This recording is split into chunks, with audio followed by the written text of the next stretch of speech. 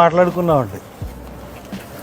ఏంటంటే కోడికత్తి శ్రీను మదరు సోదరుడు, అలాగే ఇద్దరు శ్వేత సురేంద్ర, వీళ్ళు నలుగురు సమతా సైనిక దళాలకు సంబంధించిన వాళ్ళు. వీళ్ళు నలుగురు కూడా దీక్ష విరమింపు చేసాం, వాళ్ళకి చెప్పి బతిమిలాడి. మేము అనుకున్నది ఏంటంటే వస్తున్నప్పుడు అనంతబాబు పొడిచాడు, డ్రైవర్ని చంపేశాడు, సుబ్రహ్మణ్యాన్ని డోర్ డెలివరీ చేశాడు, నేనే చంపానని లొంగిపోయాడు, జైల్లో 45 రోజులు ఉన్నాడు, వచ్చేసాడు.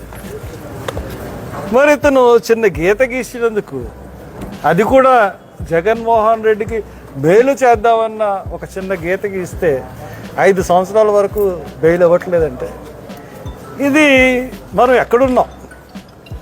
ఈ వ్యవస్థలన్నీ కూడా ఏ రకంగా ఆడుతున్నాయి?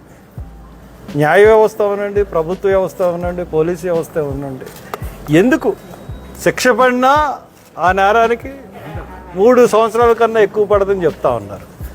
అటువంటి దానికి 5 సంవత్సరాలు జైల్లో మగ్గిపోవడం వలసిన అవసరం లేదు. మరి ఈ రోజున దళిత జాతి తెలుసుకోవట్లేదు, తెలుసుకున్నారు అందరూ, ప్రతి ఒక్కరు తెలుసుకున్నారు. సమయం గురించి వెయిట్ చేస్తున్నారు జగన్మోహన్ రెడ్డి.